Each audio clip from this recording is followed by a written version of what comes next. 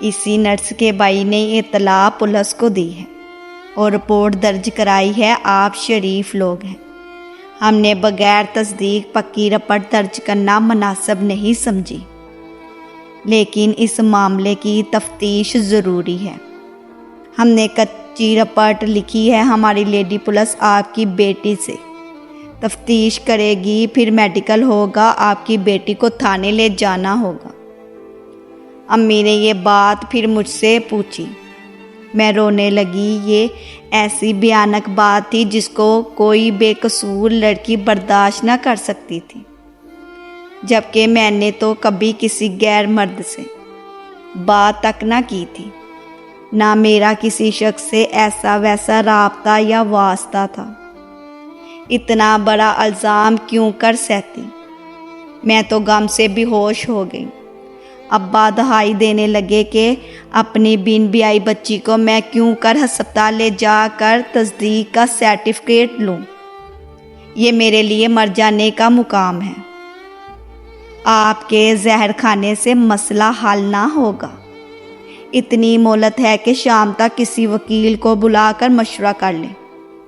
ابا تو بکلائے ہوئے تھے۔ امی نے کہا، شاہد اپنا لڑکا ہے، وکیل ہے، اس کو بلا کر مشورہ کر لو کہ یہ کس طرح ہمارے بے قصور بچی کو تھانے لے جا سکتے ہیں۔ والد صاحب نے اسی وقت شاہد کو فون کیا، وہ ہمارے گھر آ گیا۔ اس نے کہا، گھبرائے نہیں، آپ تھانے چلے جا کر بات کرتے ہیں۔ ابا جان اسی وقت اس کے ہمراہ تھانے گئے۔ شاہد نے بات کی، انہوں نے کہا، تمہارا یہاں آنا نہیں بنتا، آپ ان کے حمایتی ہوں گے، لیکن وکالت عدالت میں جا کر کرنا۔ اگر ہم نے لڑکی شک میں گرفتار کر لی تو ان کی بدنامی ہو جائے گی۔ بے شک لڑکی بے قصور ہو، مگر یہاں لوگوں کی زبانیں کون بند کرے گا؟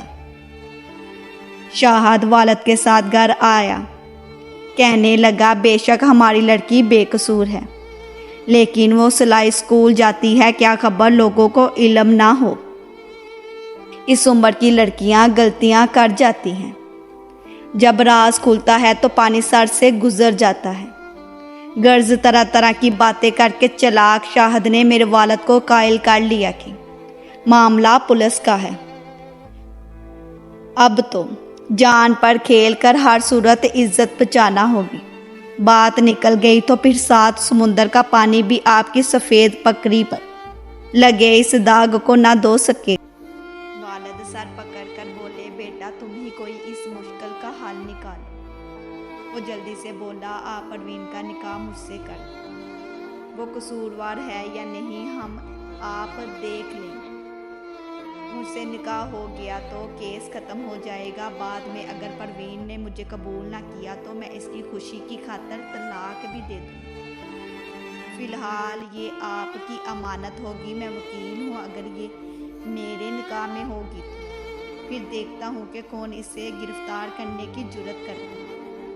پولیس سے جان چھڑانے کو انہوں نے میرا شاہد سے فوراً نکاح کرنا منظور کر لیا، اس شرط پر کہ اگر پروین رضامند نہ ہوئی تو رخصتی نہیں ہوگی اور تم کو طلاق دینی ہوگی۔ ہاں ماسٹر صاحب، مجھ پر اعتبار کیجیے، مجھ کو صرف آپ کی عزت بچانا ضروری ہے، ایسا ہی ہوگا۔ نکاح کے بعد پولیس والوں کو نکاح نامہ دکھاتے ہی کیس ختم ہو گیا۔ وہ پولیس والا شاہد کا دوست تھا اور اس کے ساتھ مل کر ہی شاہد نے یہ ڈرامہ رچا کر مجھ سے نکاح کر کے اپنا مقصد حاصل کر لیا تھا۔ نکاح کی اطلاع بھی اس نے فوراً بعد اپنے کسی ذرائع سے میرے منگیتر تک پہنچا دی۔ انہوں نے اب رشتہ تو ختم کرنا ہی تھا۔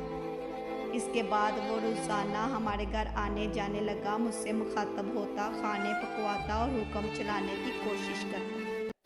بالآخر ایک روز وہ مجھے بیاہ لے جانے میں کامیاب ہو گیا۔ شادی کے بعد وہ ٹھیک رہتا تو شاید مجھے اس قدر پچھتاوا نہ ہوتا، لیکن ایسا نہ ہوا۔ شادی کے بعد اس نے نہایت گھٹیا پن کا ثبوت دیا، مجھے میکے جانے سے منع کرتا۔ والد صاحب نے سمجھانا چاہا تو اس کے سامنے تابع دار بن جاتا، بعد میں برا بھلا کہتا کہ تم اپنے گھر میں سب سے زیادہ حقارت برا رویہ رکھتی تھی، تم اپنے آپ کو کیا سمجھتی تھی، تم تمہارے والدین کا حسن سلوک میرے مد نظر ہے، ورنہ تو تم کو ایسے نوکرانی بنا کر رکھتا جیسے تم مجھ کو نوکر سمجھتی تھی۔ تم بہن بھائیوں کی ذلت برے رویوں کو برداشت کرتا رہا کہ مجھے پڑھ لکھ کر کوئی مقام حاصل کرنا تھا، ورنہ کوئی اور ہوتا تو مزہ چکھا دیتا۔ اب مجھے شاہد کی نفسیات کی اچھی طرح سمجھ آ گئی کہ وہ کس قسم کی سوچ کا مالک ہے۔ اس نے خوشی سے ہمارے گھر کی غلامی نہیں کی تھی۔ دنیا میں طرح طرح کے انسان ہوتے ہیں، ان میں ہر ایک میں خوبیاں بھی ہوتی ہیں اور خرابیاں بھی۔ اگر ہم چاہیں تو کسی کی خرابیوں کو نظر انداز کر کے اس کی خوبیوں سے بھی سکون حاصل کرنے کی کوشش کر سکتے ہیں۔ بس ایسا ہی سوچ کر میں نے شاہد کو معاف کر دیا اور اس کے ساتھ ایک اچھی بیوی کی طرح گزارا کرنے کی ٹھان لی، ورنہ اس کے سوا چارہ کیا تھا۔ وہ میرے والدین کی نظروں میں تو ایک اچھا انسان تھا، اب بھی ان کی عزت کرتا تھا۔ میرے والدین ہرگز نہ چاہتے تھے کہ میں شاہد سے طلاق لوں، چاہے وہ مجھے پسند تھا یا نہیں۔ ماں باپ کی خوشی کی خاطر میں نے ایسا کیا۔ میرے دل نے کبھی بھی اس کو قبول نہ کیا، بچے ہو گئے تب بھی، اور اس کی وجہ یہ تھی کہ شادی کے بعد اس نے مجھے یہ بات بتا دی تھی کہ میں نے ہی تم کو حاصل کرنے کے لیے اپنے دوست کے ساتھ مل کر بہتان لگانے والا ڈرامہ کھیلا تھا، تمہارے سیدھے سادے والد کو اس بات پر راضی کرنے کے لیے کہ وہ تمہارا نکاح مجھ سے کر دے، کیونکہ تم مجھے اچھی لگتی تھی اور میں تم سے محبت کرتا تھا۔ اس نے جب یہ راز مجھ پر کھولا تو مجھے اور بھی اس سے چڑ ہو گئی۔ اے کاش وہ اس راز سے مجھ کو آگاہ نہ کرتا، تو شاید مجھے بھی اس کی بے شمار خوبیوں کی وجہ سے اپنے خاوند سے محبت ہو جاتی اور میں اس کے ساتھ ایک مصنوعی زندگی نہ گزارتی۔ کاش